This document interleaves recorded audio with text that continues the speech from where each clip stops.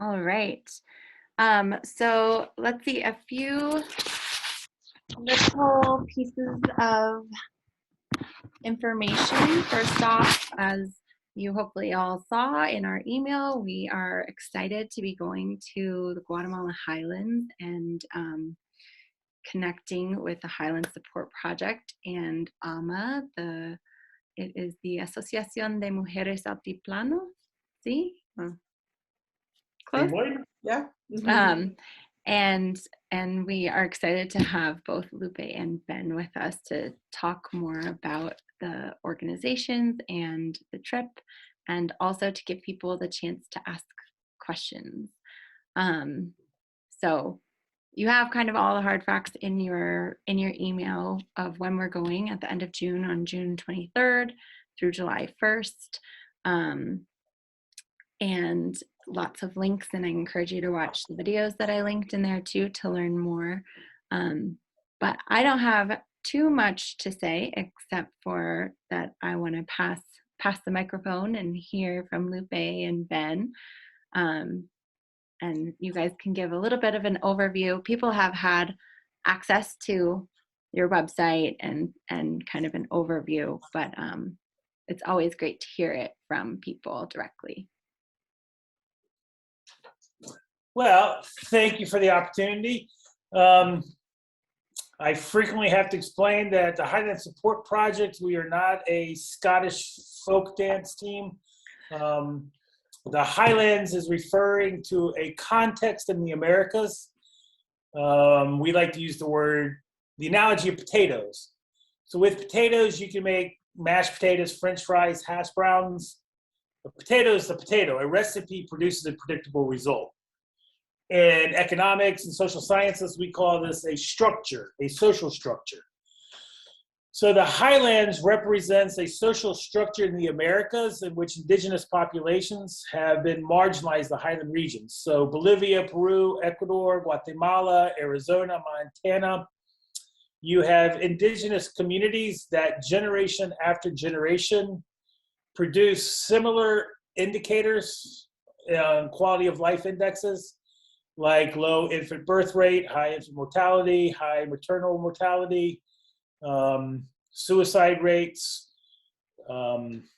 data such as that. So as an organization, we are very interested in understanding what is the structure and how do we engage in transformational programming, transforming this, what we identify as a structure of oppression that generation after generation is continuing to do harm with brothers and sisters. So we engage in something called empowerment.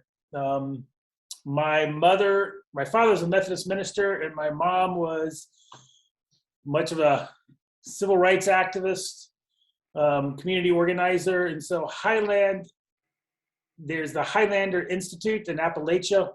A lot of people familiar with like Martin Luther King or Rosa Parks. These are folks that came through the Highlander Institute, which was about a word called empowerment. In empowerment, you both have individual empowerment, like your confidence, your self-esteem, your capacity, your skills and abilities. Then you have organizational empowerment, and that's the ability of an organization to solve problems, to have the connections with others to come in who have technical skills or resources that aren't available. Then you have this word community empowerment, and that is that a community has infrastructures such as schools in order to create knowledge, to create people in the community capable of resolving problems, have the ability like a soccer field. It's really interesting. The communities we work in, parents are particularly interested in soccer fields. And what we identify is that they're very concerned that kids aren't isolated, that there's a place in public where both families and kids are getting together. In my line of work as a social worker, we call it social capital. So if you look at your congregation, for example, each one of you individually, it'd be very difficult for you to make an impact in the world. actually, it's very hard for any of us to clothe, feed, and shelter ourselves. It is relationships, social capital that enable us to do things. So as a congregation, you're able to come together. You're able to have a youth director that discerns, goes through a discernment to find meaningful projects and things to do. So as a group, you're able to make an impact on the world, something that would be extremely difficult to do by yourself. So to most simply communicate our mission, we are very much about social capital creation, facilitating, fomenting those relationships between people that are seeking to make the world a better place. And examples of things that have happened is, like right now, we're submitting a proposal to the German embassy for latrines, a particular specialized type of latrine that uses solar rays. Won't go into the hard sciences behind it because I'm a social scientist and not much of a hard scientist. Loopy can fill in the details about the photoactive cells in the solar plates. But the point is that students from VMI and professors from Virginia Military Institute here in Virginia designed this intervention for communities we work with. The communities are in very highly densely, just high population density, so the sort of traditional pit latrines don't work because the soil is contaminated. So alone, the community would not have the technical expertise in order to engineer a solution to that problem. But through the connecting of Rotary clubs and churches and university programs, able to develop that kind of support. Alma as an organization, Alma also stands in Spanish. Alma is the conjugation of the verb to love in action. You might think of it as praxis, putting faith into action, creating acts of love. So Alma forms women's circles of approximately 16 women per circle. And these women's circles engage in both leadership identification, so they identify women in the community that are demonstrating leadership capabilities, and implementing a program of peer-to-peer counseling for women that have experienced high level of historical trauma. In a church world language, it is very much about identifying people capable of being missionaries in their own community, and resourcing people with the supplies in order to engage in transformational acts in the community. So Alma is a network of women's circles that engage in transformational programming that includes behavioral health counseling services, largely based on narrative therapy, engage in educational programs such as nutrition. One of the tsunami of problems in Guatemala is hypertension and diabetes, largely related to the adaptation of a Western diet, carbs, processed food, sugar.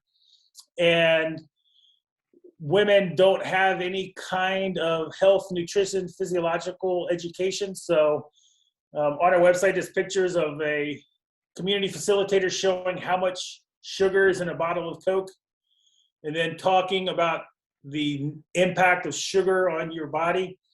And we bring in health promoters that do glucose testing and hypertension testing in order for people to identify where they are at in terms of diabetes, then providing information about how to make lifestyle changes in order to prevent diabetes. And Lupe lost her father to diabetes a couple years ago. So diabetes is a significant issue in the Highlands. So with these women's circles, it's a nutrition program that engages in developing an understanding and awareness into civic engagement activities such as the sanitation projects or irrigation, horticultural projects. It's fine to talk about healthy eating, but if you don't have access to healthy foods, So it is engaging and developing community-based solutions to these problems. And the final part is entrepreneurial development. And you can go to pishan.design and see a lot of the social capital formation around bringing Indigenous women together and creating a weaving federation and accessing markets. The projects that teams typically are engaged in is building indoor cook stoves. And the indoor cook stoves are important for several reasons. One, the primary cause of mortality for women in the developing world are diseases related to indoor air pollution. It actually kills more women a year than typhoid, malaria combined. Typhoid, malaria, and AIDS combined, according to the WHO. And the stoves we build have a chimney, which is evacuating the smoke out of the small unventilated houses, thereby eliminating the environmental cause of illness. But our primary reason for building the stoves is actually part of a women's empowerment agenda, in that, for example, women in the United States did not have the suffrage movement, the right to vote, until there were labor-saving devices that provided women with the free time to become educated, organized, and involved. So due to political circumstances in the 1980s, a lot of migration, women are being forced to adapt from traditional roles to take more active roles in the economy and in their community. But to burden women with these obligations without dealing with the obstacles they have for participation is asking a woman to be a superhero, putting unrealistic obligations upon her. So the stoves save women a considerable amount of time each day. The stoves we build are really large stoves. So they're not just built in order to evacuate the smoke. Rather, they are also built to facilitate as labor-saving devices. So there are, what are the measurements again? 32 and a half by 54 and a half. 32 and a half inches by 54 and a half inches. So they function much like a kitchen island. They have like big holes on a metal cooktop, which allows women to simmer and utilize techniques like pressure cookers and slow cooking. Am I the only one who lost audio here? I have had no trouble. Sorry, I can't hear anything. I'll log off and back on if I'm the only one. So that's a little overview of our organization and the actual work. What we're really excited about is bringing in people for an opportunity to hear from our Mayan partners. I'm sorry. You're throwing me off by doing that. So as part of this experience, we bring in like the coordinator of our program, Mayra Itzel, who talks about women's issues in Guatemala and the obstacles women face. We bring in a Maya scholar to talk about Mayan culture, Mayan cosmovision, Mayan history. Typically, we have someone from the Archdiocese of San Marcos who talks about mining issues and sort of socio-political context of the Highlands. And what we're really excited about is increasing awareness and developing an appreciation for Mayan civilization and Mayan epistemology, ontology, Mayan way of thinking, Mayan beliefs. It really provides a great deal of insight and beauty for creating a good life.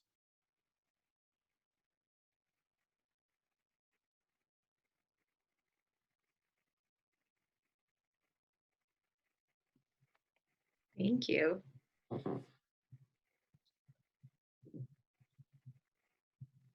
Oops. So we like to know the people who are interested in going. What is the interest in? What do they like, and how they like the experience, or their expectations.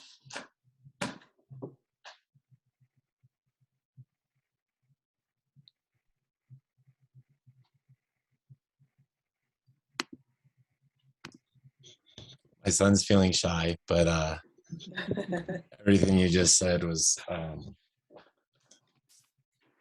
very great nuggets of so many things. So I'm glad this is recorded for a lot to see, and I'll confirm that the reason a lot of people aren't here is because of finals. It was all we could do to get on here. Kind of a stressful week, but really excited how much you're clearly in an education mode and honoring the community you're in mode. And when we looked through the stuff that Marissa sent, it was just all looked really exciting and a neat project to be a part of. And I've been fortunate enough to go to Guatemala many years ago, and it's just an amazing place and amazingly culturally rich, and so much to learn. And I just love the way you're going about with the empowerment and the communities. So just thanks for your time being here. Thank You want to kind of say anything? Okay. I have to say much of our model is based on Lupe's father's work. Lupe's father was one of the founders and the director of Movimiento Campesino. It is now, is it the largest financial institution? One of the largest financial institutions, but her community was transformed by the cooperative movement. And the history of her community is some nuns came over from Belgium during the whole Vatican II period in the 60s, and came in and had a beautiful vision of empowering the people, seeing that the church is the community. So rather than setting up like a mission and providing services to the community, they really focused on developing disciples, developing the leadership in the community. So her father, for example, was taught accounting and management, and they formed a wheat cooperative. And the simple thing the wheat cooperative did was to get a truck. So they pulled their resources to buy a truck, but with that truck, they could transport their wheat down to El Salvador in places where they don't grow wheat, and make 100 times more than they did selling it at the side of their field on harvest day. And from that grew a school, a clinic, and now how many agencies does the co-op have? I think they had like a 16. 16 agencies throughout the Highlands. And a big part of their cooperative development that really resonates with me is that it's not just about self-interest.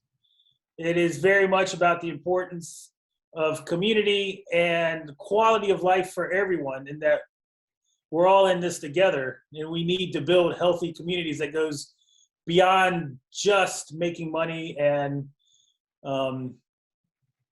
organizing for things beyond just the market.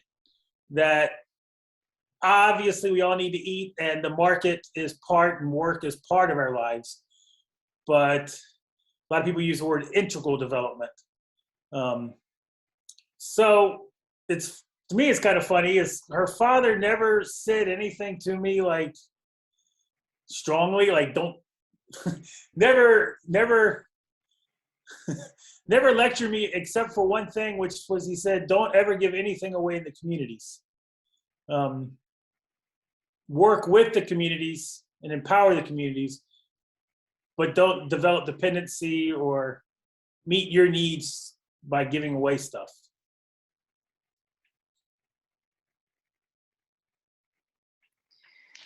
I was wondering if you all could share, I mean, you talked about the stove building, which will be a piece of the trip, and kind of some background about the community and Alma and connecting and learning about Mayan culture and ceremonies.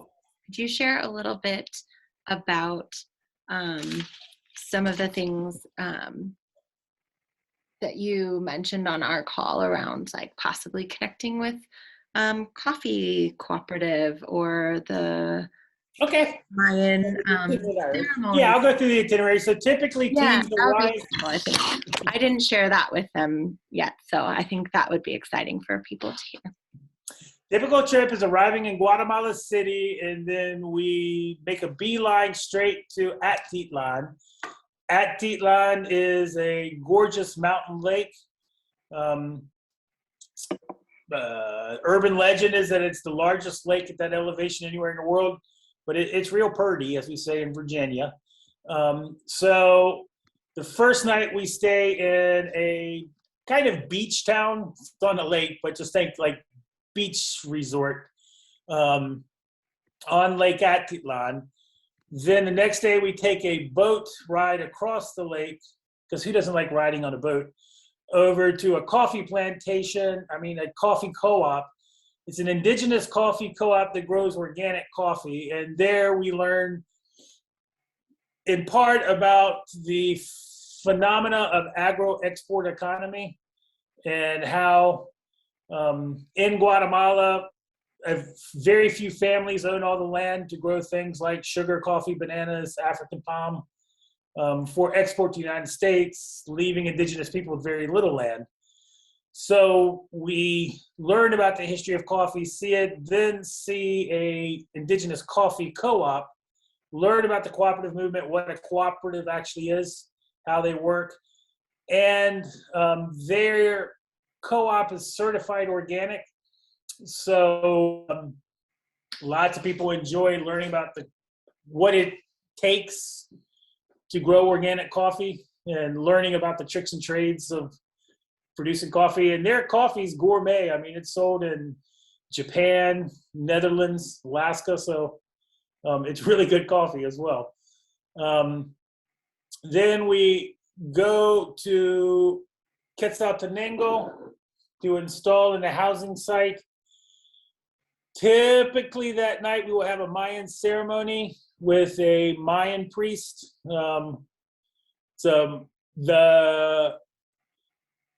This particular Maya priest is also a professor in university. So he is very good at explaining what is happening in this ceremony. These ceremonies are not theistic. It's not like a divinity. It's like yoga or Tai Chi or other things. It's about, I won't give it all away, but he explains what you're doing and explains it's completely voluntary, but it explains what's happening so that people understand what the words mean and what's happening and realize it's not like giving offerings to Cholula or something. It's a very powerful and beautiful thing to learn about and what's happening. So that is typically the second day, the first day in Shela. Monday through Thursday in the mornings, it's working on the project. Then in the evening, we have speakers. Thursday, it's some engagement with the reforestation project. In June, you might actually be able to stick trees in the ground. Yay! But the reforestation project is a woman-owned and run enterprise that collects old growth seeds in order to maintain genetic diversity in the tree stock. Then there is a community celebration, and community celebrations are quite important. One is it's always good to celebrate success. It's a big part of organizing. Also, the community likes to maintain balance and harmony. So the community very much wants to give back and feel like there is mutuality in the relationship. So there's a celebration on Thursday. Thursday night is typically salsa merengue night, the penultimate night is a salsa merengue night, because in indigenous and Latin culture, dancing and having fun is really important. So we will bring in a salsa dancer to assist Anglos to get a little coordination in their movement. And sometimes there's mariachis or other things to have the fiesta. Then on the last day, we go to Antigua, which is a colonial period city. And I mean, the kind of joke is there's vegetarian pizza and nice jewelry with, well, there's lots of actual art historians that go to Antigua because there are many examples of European architecture and artistic techniques that were bombed out during World War II, and the only place it continues to exist is in Antigua. So, I mean, as the kind of saying goes, is when Anglos were dying of malaria at Jamestown, Antigua had 2 printing presses and a university. So up until 1780s, Antigua was like the New York City of the New World. And Richmond, Boston were not nearly as developed. So it's a pretty amazing spot. We do that, both going to Panajachel coming in and Antigua going out is more for the logistics and experience of the team. Coming in, especially people coming from lower elevations, it's good to get acclimated to the altitude. Well, yeah, they're coming from this high altitude. So it won't be as relevant for you guys. So you could skip it, but it's pretty. And it breaks the bus ride up after flying in, driving to the airport, flying to Guatemala. We like to keep the first ride as short as possible. Leaving, there's 2 primary reasons. One is that the hotel we stay in is 45 minutes from the airport on a divided highway. So we find it very prudent to be close to the airport on departure day, rather than driving across country with all of the threats that are represented: flat tires, broken down cars, protests, any of the things that can happen to delay you to getting to the airport. So one is being in Antigua, we're close to the airport for easy extraction. Second is we have found that people actually have a harder time culturally acclimating to returning to the United States than they do coming in. So we also find that Antigua is a good transition space from Highland indigenous culture and group life. So you're staying in a hotel, getting a hot shower, eating in kind of a restaurant-y sort of place. There's lights and a lot quicker pace. So we find people transition to getting on an airplane, flying home better if they have that kind of night as a transition space, rather than going straight from a village into a plane. It can be shocking on many levels to do that.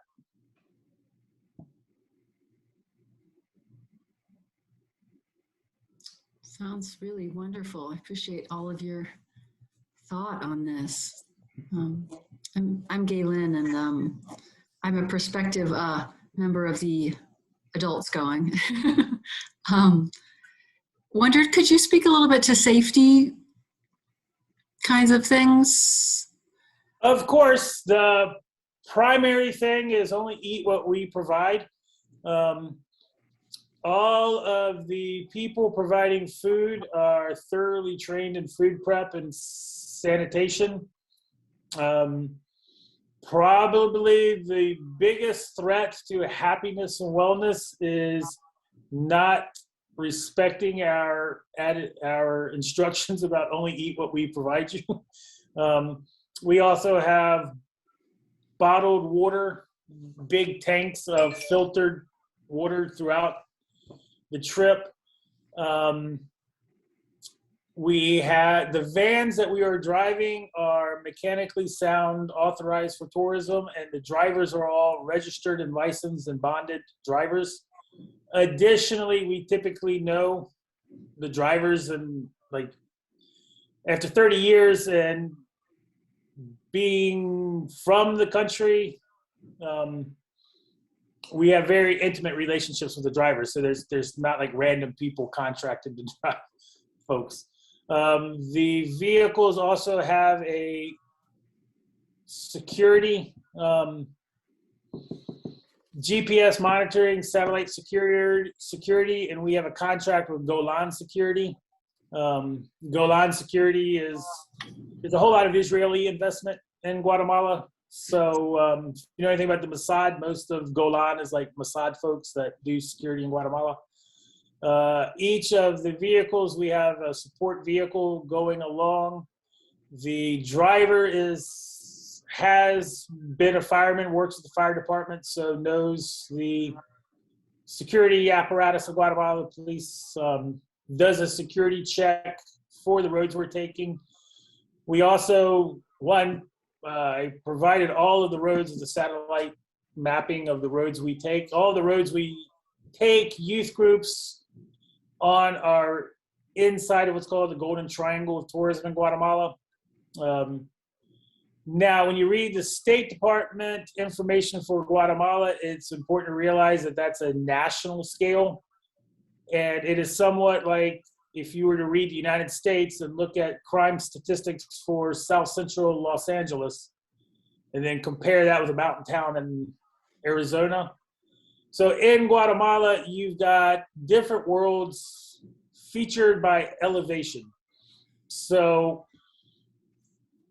along the coastal areas, you have depopulated area. I mean, the sugar and coffee plantations are miles and miles and miles. I mean, state-size extensions without any real security coverage, like no police, anything like that. We don't go to those places. And my wife's from Guatemala and she doesn't travel on the south or east coast. Guatemalans typically don't go to those regions because they're not safe. We're completely out of those regions. We're in the Highland area of indigenous population. It's densely populated with a millennial culture. And if you go, I shared videos, you can get a sense of what these communities feel like. When you're there, you'll quickly recognize that it's not like if you're a criminal, you don't go up to a 10,000 foot elevation Indian community and be there. They're actually closed communities. And if you're not from the community, they don't tolerate you being in the community. Unless we work in these communities. We build schools. We've had long relationships, and our staff are from these communities. And we're, of course, going with the COCODES, which is the governing board of elders in each community. So the team comes in as an invited guest. Can you get the computer? Thank you. But none of these communities are the place where you have outside actors who are preying upon folks. Also, like Antigua, Panachel, and on the highway, Guatemala is one of the prime tourist destinations of Israelis, Germans, English, French. So it's not like a group from Colorado will be pioneers landing in a place where there's not thousands of foreigners. Now, the communities you'll be staying in, you're not with thousands of foreigners, but you're in a region where there's thousands of foreigners traveling through every day. And the Guatemalan government takes particular concern because tourism is the second largest source of hard currency for the country, next only cash remittances from the States. And I always hate saying it because I'm superstitious enough to hate saying it, but in 30 years we haven't had a single security issue. And we have numerous state schools, high schools, and youth directors as references to our security protocol and health and hygiene concern. Thank you very much for speaking to that. I appreciate it. Well, obviously security is the number one issue. And we wouldn't exist for 30 years if we didn't take it seriously. So we take it really seriously because it would significantly jeopardize our ability to continue this process if we didn't. So I had a quick question. Sorry if I missed it. What are the accommodations in the village? What are people? Where's the group staying? Pretty good. Well, this will be the end of June. Are we gonna Shayla? So in Refugio or Casa Alma?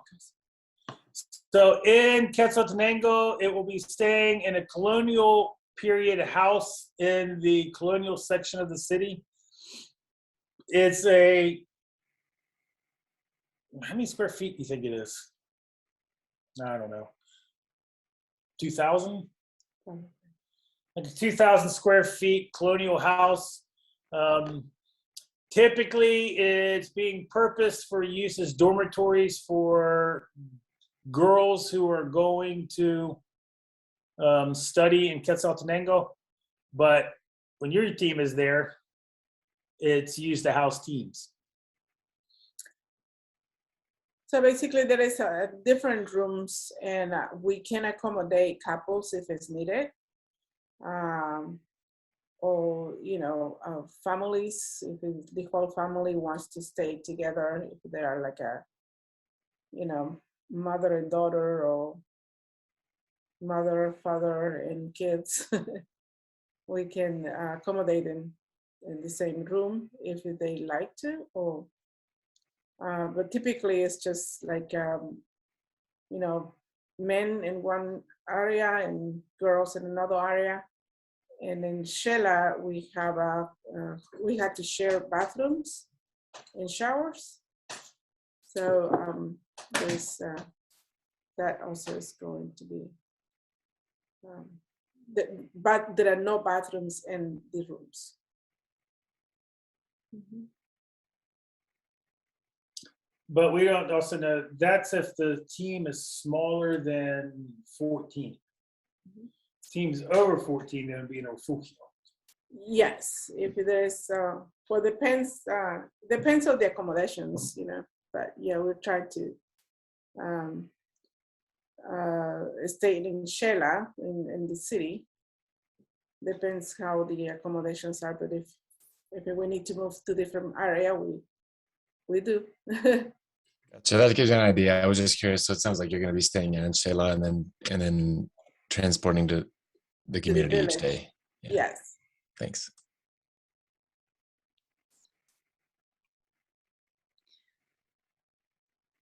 Let's see, Rosine, do you all have any questions? I can ask.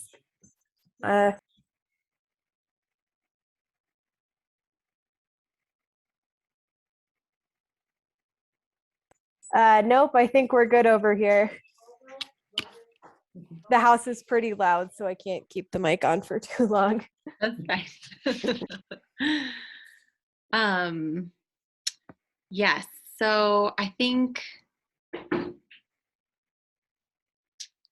if no one else has any other questions, I think some other points I would just hit from previous conversations include I think the other thing we talked about the other day about plane tickets, mm-hmm. And I'm looking into it. I'm waiting for different sources to send me the quotes. I don't have any settled yet, but I'm looking at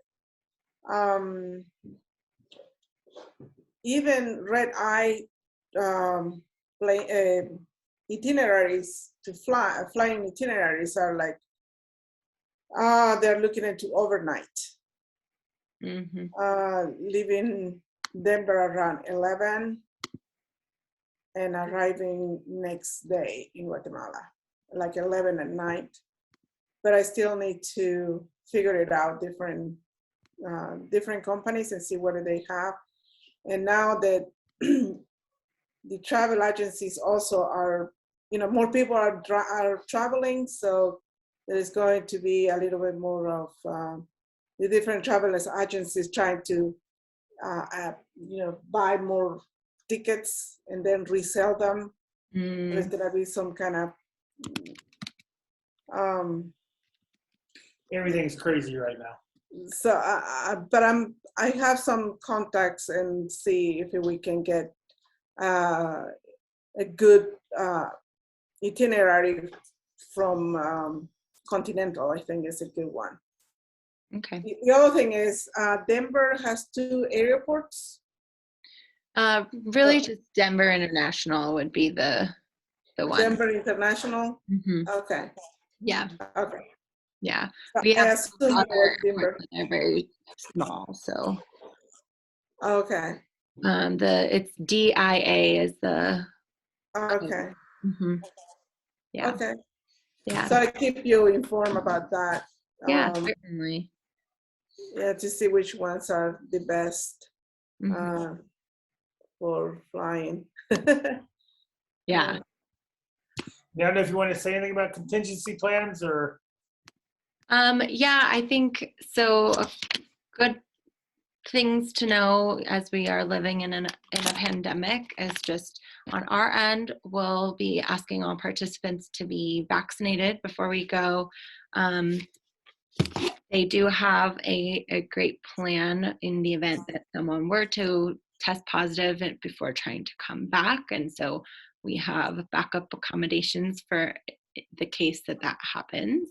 And then also there's an alternate option to do a trip and correct me if I'm saying this wrong, but I believe in an indigenous community in Arizona, right? So if there were a situation where we really couldn't do this trip, we still could have a possibility to pivot before, we would be looking at totally canceling a trip. Are those the things you were talking about? Yeah. Yeah. Yeah, it's with the White Mountain Apache Nation, which isn't terribly far of a drive from Colorado. Yeah. So, and then also supportive flexibility on payment schedule and things like that. So that I feel really good about the backup plan options in partnering with Highland Support Project too. Just knowing that that's the time we're living in and the situation we're living in. And so also with that, we'll be getting travel insurance as well, just so we have everything set up to be as thoughtful and prepared for all the unknowns that we don't get to control. So, yeah. Well, I'm so grateful for your time. I am sorry that there weren't a ton of people who could make the time tonight, but I've heard back from people after announcing the trip that are showing excitement. And Lupe, to your earlier question about people's interests, before we committed to a partnership with you all, I had asked students what they, were more interested in or less interested in or passionate about, and on a wide range of social issues. And we had a lot of folks expressing interest in cultures and communities, in community empowerment through women and indigenous communities. And so I think folks, this is really lining up with a lot of the passions and interests that our students expressed. So so I'm going to be sending everyone this recording and the registration link for us so that we can start gathering numbers and who with a deadline of the first of the year, so that come the new year, then we can know how many people and book flights more concretely and things like that. And we'll start fundraising. That's good. Oh. So, yeah, so unless anyone has any last questions, I'll just give that chance really fast. Anyone else? Does anybody want to send their Christmas list in chat? Yeah, Santa's sending letters if you missed that part at the beginning. But otherwise, Merry Christmas. Have a really lovely, lovely time. And Thanks for joining us. Thank you very much. Merry Christmas. Bye.